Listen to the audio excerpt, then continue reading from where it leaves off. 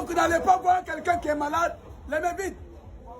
Il faut lui apporter de la nourriture. Pas forcément de l'argent obligatoirement. Il y a de la nourriture, il y a de l'eau.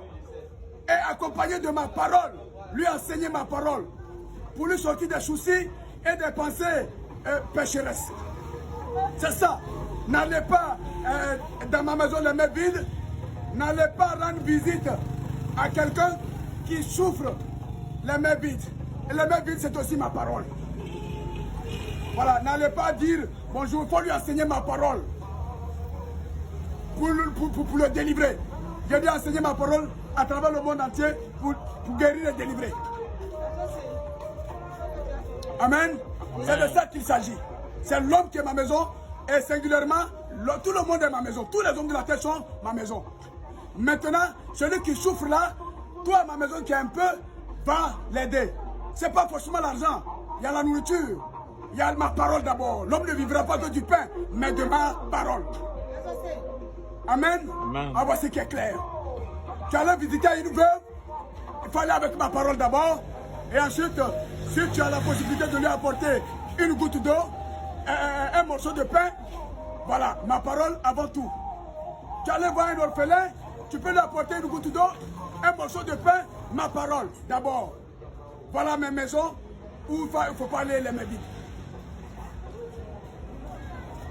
Tu ne peux pas dire, je rentre dans un orphelinat. Tu ne vas pas avec ma parole pour que ces orphelins-là grandissent en sagesse et en âge, en intelligence. La veuve qui a perdu son mari, elle est démoralisée, va avec ma parole. Le malade qui est couché là, tu peux aller visiter un malade les mains vides. Bon, si tu n'as rien, c'est pas grave, ma parole au-dessus. Si tu es allé avec ma parole lui enseigner, ça lui apporte un soulagement. On ne visite pas quelqu'un par les yeux, par ma parole. Donc c'est l'homme qui souffre là, qu'il ne faut pas aller les mains vides dans ma maison. Il faut aller avec ma parole d'abord.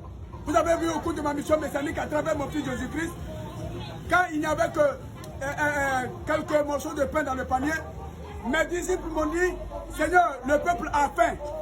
Je leur ai dit, donnez-leur de vous-même. Qu'est-ce que cela veut dire? Donnez-leur de vous-même. Il faut d'abord leur dire ma parole. Pour ne pas qu'ils se disent que ils ont faim, mais s'ils écoutent ma parole, ils savent pourquoi ils sont là, ça va les aider. Quelqu'un qui est dans la foule, qui adorait des fétiches, qui sont devenus des monstres dans son esprit, il n'a pas le soulagement. Tu lui enseignes ma parole, il est soulagé. Et ensuite, donnez-leur de vous-même le pain que vous dites que c'est petit. Vous avez programmé ça pour vous, alors abandonnez ça au peuple qui a faim. C'est alors que j'ai multiplié ces pains en plusieurs pour donner au peuple. Pour donner au peuple après leur avoir annoncé ma parole.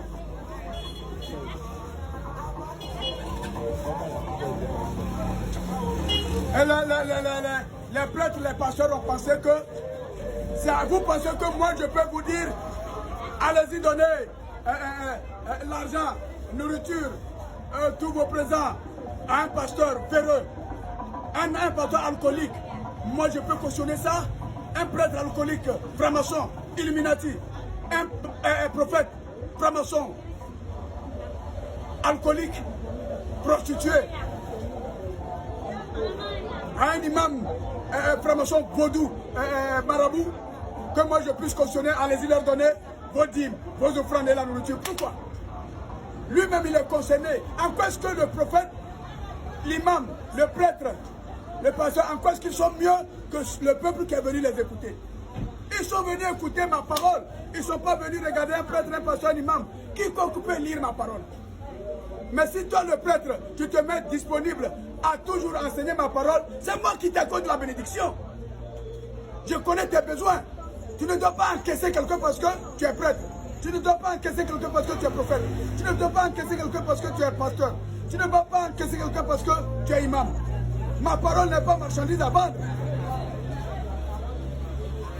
Vous avez vu, au cours de ma mission messianique en Asie, quand je devais envoyer mes missionnaires, mes apôtres en mission, est-ce que je leur ai dit, donnez l'argent, allez-y, guéris les gens? Non. Mes missionnaires que j'ai envoyé une mission au cours de ma mission messianique en Asie à travers mon fils Jésus-Christ. Quand je leur ai dit, allez-y annoncer ma parole à tous les hommes de la terre, je leur ai même dit quoi? Ne prenez ni pain, ni sac, ni tunique de rechange, ni sandales, ni bâton. Ils sont allés comment? Vous-même allez-y lire. Si vous n'avez jamais entendu ça, je vous le dis, je le répète. Je suis venu, je suis en train d'établir la vérité, rien que la vérité. J'ai envoyé mes apôtres à mission sans rien. Mais rien ne leur a manqué au cours de leur mission. Pour dire que je vous accompagne partout. C'est moi qui pourvois à vos besoins au quotidien. Mais de grâce, ma parole au-dessus de vos pains quotidiens. Amen. Amen. Même vous voyez,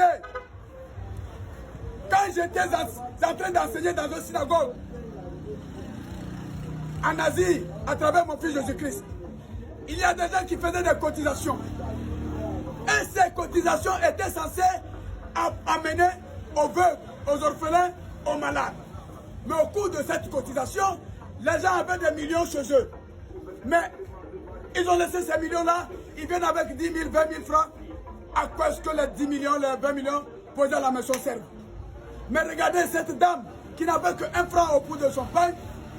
Elle n'a même pas dit, oh, j'aurais faim, je n'ai plus rien chez moi à la maison, pourquoi donner ma dernière pièce? Elle n'a pas regardé ça. Pour elle, dans son cœur, comme moi Dieu je voyais, elle devait donner sa dernière pièce pour servir une bonne cause. C'est ça le monde, s'abandonner pour l'autre. Voici comment cette femme s'est abandonnée.